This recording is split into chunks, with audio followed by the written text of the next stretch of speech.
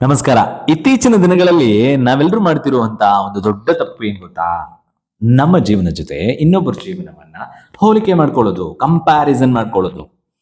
ಈಗ ಯಾರೋ ಒಂದು ಸಾಧನೆ ಮಾಡಿರ್ತಾರೆ, ಅವರ ಸಾಧನೆನ, ಅವರ ಯಶಸ್ಸನ್ನ ನೋಡಿ, ಅಯ್ಯೋ ನಾನು ಇಲ್ಲೇ ಇದ್ದೀನಿ, ಅವರೆಲ್ಲ ಎಲ್ಲಿ ಹೋದ್ರು ಅಂತ ವ್ಯಥೆ ಪಡೋದು, ಬೇಸರ ಆಗೋದು. ಇದು ತಪ್ಪಲ್ವಾ?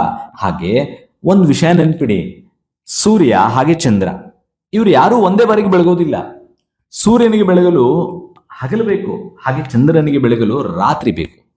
ಹಾಗೆ ಪ್ರತಿಯೊಬ್ಬರು ಜೀವನದಲ್ಲಿ ಅವರವರ ಪಯಣ ಬೇರೆ ಆಗಿರುತ್ತೆ, ಅವರ ಸಮಯ ಬೇರೆ ಆಗಿರುತ್ತೆ. ಹಾಗೆ ನಾವಿಲ್ಲಿ ಅರ್ಥ ಮಾಡ್ಕೊಳ್ಳೋದು ಏನು ಅಂದ್ರೆ, ಒಂದು ನಮ್ಮೆಲ್ಲರಿಗೂ ಏಕೈಕ ಸ್ಪರ್ಧಿ ಯಾವ್ದು ಗೊತ್ತಾ? ನಮ್ಮ ನಿನ್ನೆ.